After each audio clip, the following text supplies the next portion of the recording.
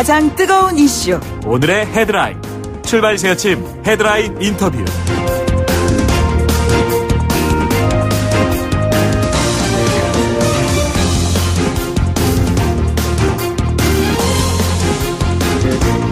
네, 요즘 정치권 정말 뒤숭숭합니다. 손혜원 의원 투기 의혹, 서영거 의원의 재판 청탁 의혹, 그리고 선거제 합의 시한이 일주일 정도 남았습니다만 여야가 서로 기싸움만 반복하고 있는 것 아니냐, 뭐 이런 지적들 많이 나오고 있잖아요.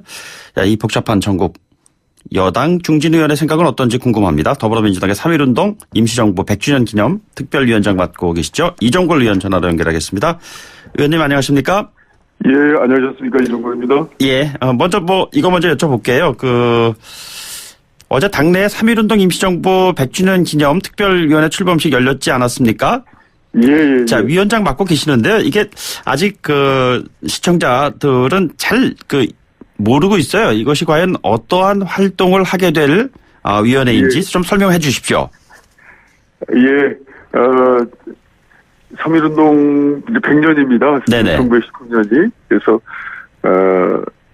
19년 이후에 2019년이기 때문에요. 그래서 우선 이제 요 3.1운동을 기점으로 해서, 그 후에는 임시정부가 4월 11일 날 설립이 됐습니다. 의정원이 이제 구성이 되면서요. 네네. 그리고 또 그전에는 또, 독립선언이 여러 있습니다. 28 독립선언이라고 일본 그 심장부에서 있었던 일본 유학생 중심으로 한 분들의 독립선언이 이제 2월 8일 있었고요. 또 지금 여기 논쟁이 있습니다만 그 전후에 무오년 또 김인년이라고 하는 논쟁이 있습니다. 지금 현재로서 그냥 무독립선언이라고 부른다면 네네. 그게 이제 1월 2일 또는 3월 11일 그 사이에 있었고 그동안 이 1910년에 강점된 이후에 한 10년 동안 숨죽이던 대한민국 민족주의 그리고 또 그동안 준비되었던 민주주의의 새로운 방향 그래서 그것이 이제 태동하면서 물론 미국의 윌슨 민족자결주의라는 것이 영향을 줬습니다만 또 그것이 좀 약간 과장된 측면은 있습니다. 그것은 또 미국의 또 이런 미국 유럽 중심의 여러 자결주의를 이제 기반으로 한 것이었기 때문에요. 네네.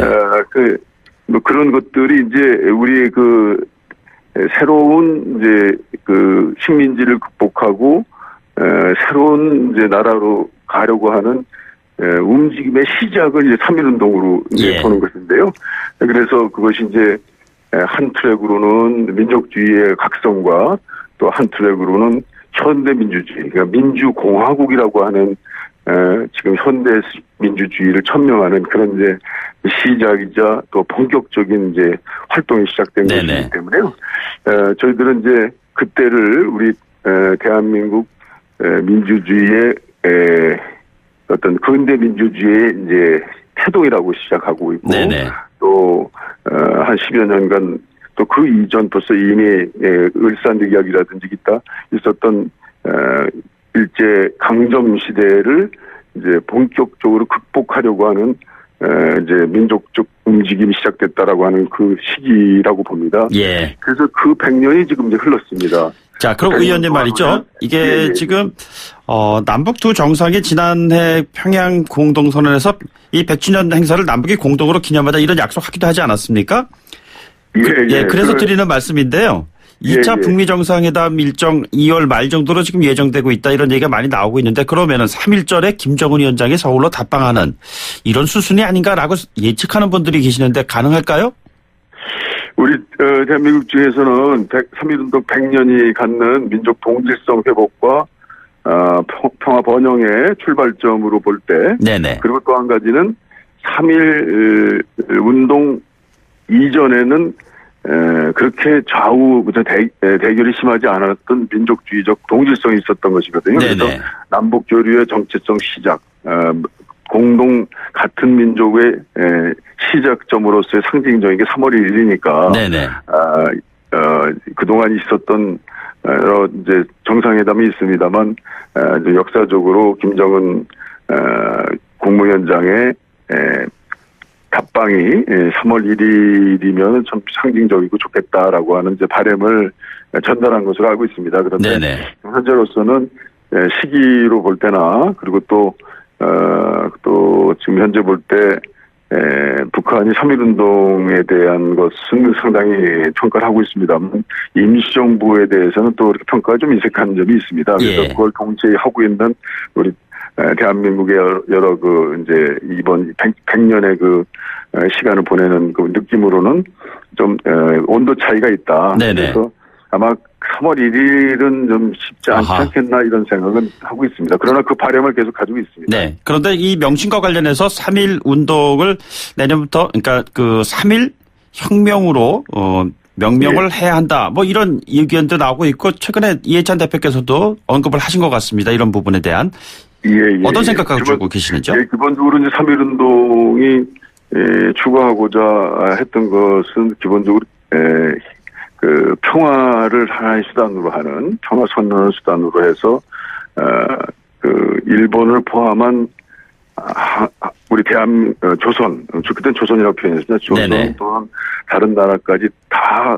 공존해서 잘 살자라고 하는 그런 이제 사회동포적인 개념을 가지고 있습니다. 보편주의적인 개념을 가지고 있는데 그런데 또 거기에는 현대식 민주주의, 민주공화국이라고 하는 이념, 제국에서 이제 민국으로 우리가 이행됐고 국민의 나라를 건설해야 된다라고 하는 그런 이념이 있었습니다. 네네. 그렇기 때문에 그 수단이 폭력적이지 않았습니다만 보통 혁명이다 그러면 폭력이라는 것이 필요하다라고 하는 견해가 있어요. 예. 그러나 이미 3.1운동의 시기는 독립을 선언하고 또 민주주의 민주공화국이라는 것을 표방한 새로운 패러다임으로 가는 정체의 변동, 국체의 변동, 새로운 도선의 변동이기 때문에 그것은 혁명으로 보는 것이 낫다. 네네. 그런 이제 입장을 저희들은 가지고 있습니다. 그래서 이제 이해찬 대표도 어제 분명히 그 정명 운동을 하겠다라는 말씀을 하셨고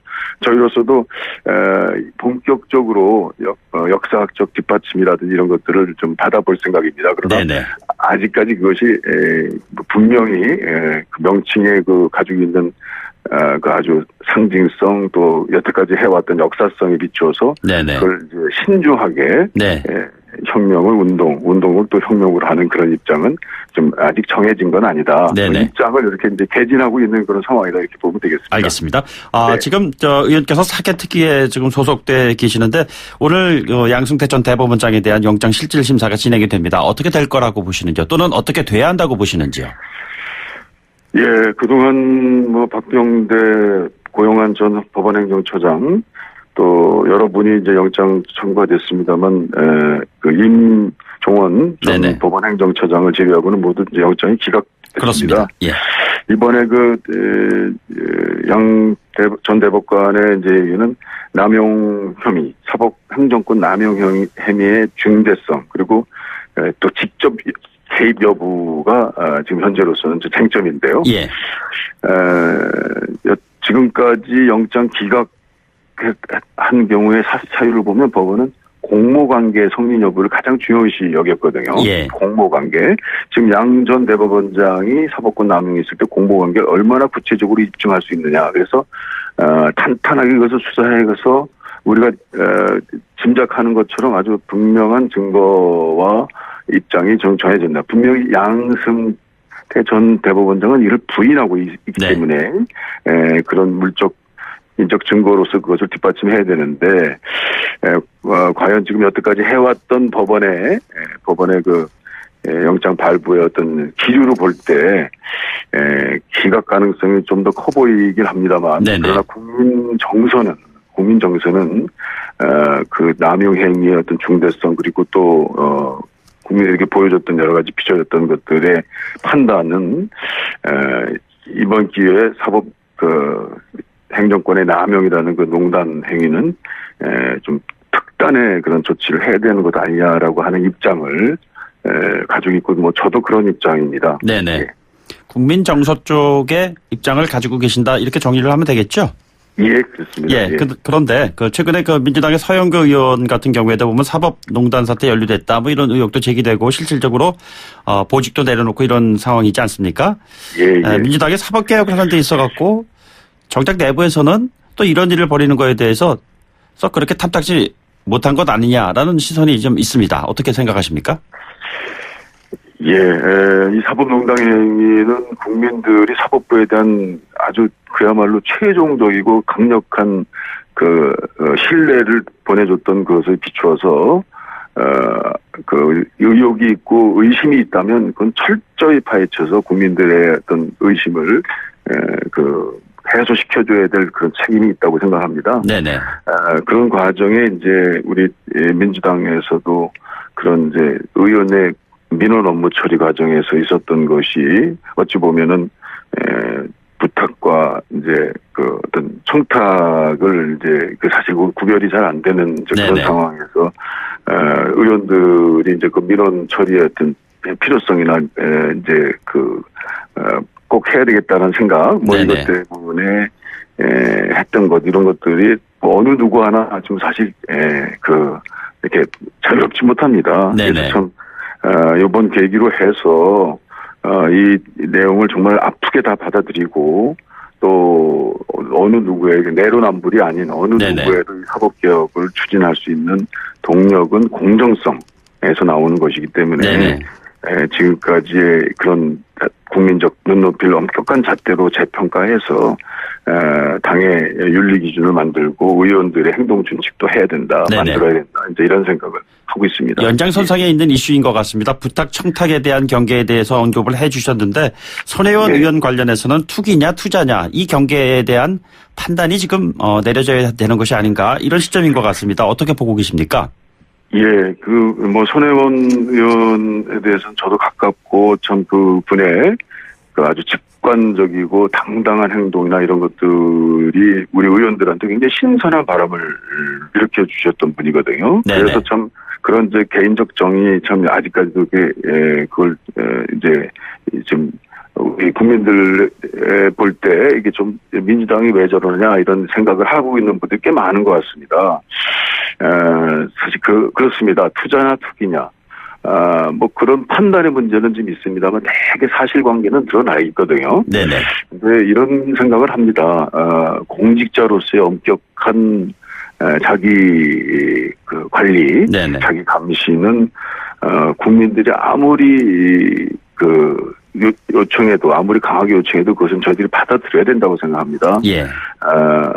현재 좀 공직자로서 가지고 있는 이해 충돌 과정에서 좀 더 엄격하게 스스로 해석해서 이것이 일반적으로 볼 때는 뭐 투자이기 때문에 일반적인 기준일 때 큰 잘못이 있겠느냐라고 생각하는 점이 있더라도 그러나 공직자로서 엄격한 이해 충돌에 있어서의 예민한 문제까지도 다 과연 지켰느냐, 내 스스로 양심에 맞느냐 이런 것들을 좀 더 살피는 사안이 돼야 되지 않겠느냐. 저는 좀 아프게 생각하고 있습니다. 야당의 국정조사에 대해서는 어떤 생각 가지고 계십니까? 그런데 국정조사는 이제 사실 사실을 규명하는 작업이거든요. 사실을 규명해서 국민들에게 알 권리를 보장하는 작업이 기본입니다. 그런데 이 경우는 사실 사실관계는 다 드러났습니다. 네네. 거의 대부분이 그렇기 때문에 국정조사까지 할 것이 아니고 이것을 엄중한 국민적 기준에 의해서 어떤 기준으로 어떤 평가할 것이냐라고 하는 걸 우리가 좀 스스로 우리 민주당이 판단해야 되지 않겠냐 이런 생각입니다. 알겠습니다. 오늘 말씀 여기까지 듣도록 하죠. 고맙습니다. 예, 감사합니다. 지금까지 더불어민주당 이종걸 의원이었습니다. 1부 마치고 2부에 돌아오겠습니다.